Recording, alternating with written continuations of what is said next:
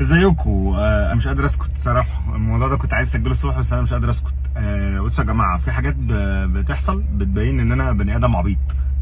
ايه اللي بيحصل بقى؟ اللي بيحصل ان احنا دايما بنعمل ريفيوز لمنتجات ولشركات كتير قوي، وهتلاقيني في الفيديو بقول ان ده قيمه مقابل سعر جميل. يعني انا المنتج ده بجيبه وبقعد افنط فيه وافطسه وافرمه واطلع في الاخر ان هو فعلا بيقدم حاجات كويسه جدا، وكقيمه مقابل سعر يعني هو مثلا سعره 1000 جنيه، فكقيمه مقابل سعر ممتاز وبرشحه للناس. ويمكن ما بقولش في الفيديو 1000 جنيه دي لان احنا حصلت تجربه قبل كده ان العمله بتتغير وهكذا، فانا بحافظ على الشركات ان انا ما اقولش سعر الحاجه وبناء عليه يعني لو اتغيرت بالدولار او حاجه فخلاص تمام. اللي بيحصل بقى كالاتي، بصوا يا جماعه، اللي بيحصل ايه؟ اللي بيحصل ان في شركات ربنا بيكرمها، يعني سواء بقى معايا او مع غيري، يعني احنا بنقعد نتكلم عن المنتج وسواء بقى بالاتفاق معاهم او ان انا ببقى جربت الحاجه او هم باعتينها لي او مساعديني ان انا اجرب الحاجه دي، او مش بالاتفاق معاهم. يعني ايه؟ يعني انا اكون جربتها وعملت لهم فيديو او عملت فيديو كده لله وللوطن، تمام؟ الفيديو بيضرب او المبيعات الحاجه دي بتضرب والحاجه دي سعرها مثلا 1000 جنيه، فبتبقى كقيمه مقابل سعر حلو وربنا بيكرمهم. ايه بقى؟ الناس دي تقول لك لا ده احنا شغالين الله ينور، فهنخلي الحاجه دي 1000 ب 1000 ونص او ب 2000. ما هو كده بقت وحشه، يعني كده الحاجات دي بقت مش قيمه مقابل سعر. يعني انا في حاجات كنت برشحها لناس والله العظيم الشركات زودت سعرها، عايز اقول لكم 50 جنيه.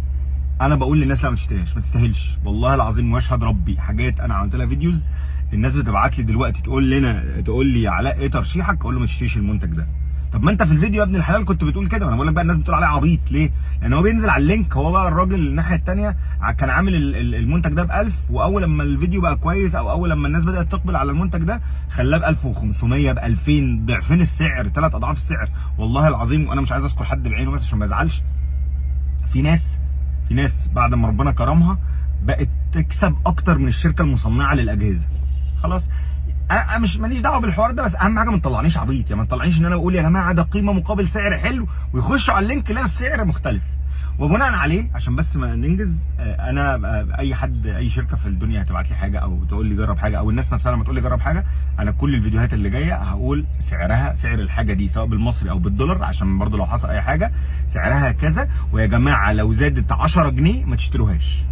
يا جماعه لو زادت 50 جنيه ما تشتروهاش. مش ما بقتش قيمه مقابل سعر، خرجت على فكره. يعني في علم التسعير، انا راجل دارس تسعير وبعمل تسعير لشركات كتير وبشتغل في الماركتنج والتسعير والكلام ده. لو الحاجه خرجت 50 جنيه زياده 100 جنيه زياده بقى ليها كومبيتيتورز ثانيين، بقت في فئه ثانيه خالص. فان شاء الله كل الفيديوز اللي جاي وانا بقول للناس اهو، لما اقول قيمه مقابل سعر هقول السعر كام. يعني القيمه اللي هي بتقدمه ده على سعر الحاجه دي زي مثلا 2000 جنيه 3000 جنيه 10000 جنيه، يا جماعه القيمه مقابل سعر حلو. وعايز اقول لكم انا في حاجات على فكره ما بتبقاش قيمه مقابل سعر وانا بشتريها لمزاجي. يعني حاجات انا بشتريها ب 50 وب 60 الف جنيه ما بقولش حد يشتريها وما بقولش انها قيمه مقابل سعر، بس لما هنذكر قيمه مقابل سعر، كلمه قيمه مقابل سعر دي انا هذكر السعر كام وهقول ده السعر بتاع المنتج، ولو زاد عن كده مش هيبقى قيمه مقابل سعر، هيبقى خلاص بقى اللي عايز يشتريه يشتريه ومش عايز يشتريه ما يشتريهوش. انا بس بقى انا اسف ان انا بتكلم في فيديو، انا متعصب جدا من الصبح وكنت عايز اسجل الفيديو ده الصبح وقعدت اراجع نفسي كذا مره، بس مش قادر. ناس كتير قوي بتبعت لي تقول لي علاء انت قلت ان دي قيمه مقابل سعر واحنا اشترينا الحاجه لانها قيمه مش مقابل سعر. ارجع للسعر اللي اللينك اللي انا كنت حاطه اقول له انا اسف بس هي لا رجعها لو سمحت، معاك 14 يوم رجع الحاجه دي مش قيمه مقابل سعر، بقى في حاجه ثانيه احسن.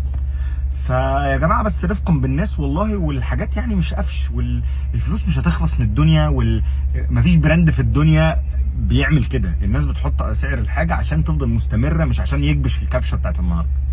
فانا اسف على الكلام ده ومش عايز يا رب ما يكون مزعل حد مني، ولكن بعد كده كل الفيديوز اللي هنقول فيها قيمه مقابل سعر هنقول في الفيديو السعر كام، وهقول سعره كمان بالدولار، يعني سعر مقابل كام بالدولار في سعر اليوم. اكتر من كده هيبقى مش قيمه مقابل سعر، ولو وصل لغايه كام يبقى قيمه مقابل سعر كويس. سامحوني انا اسف.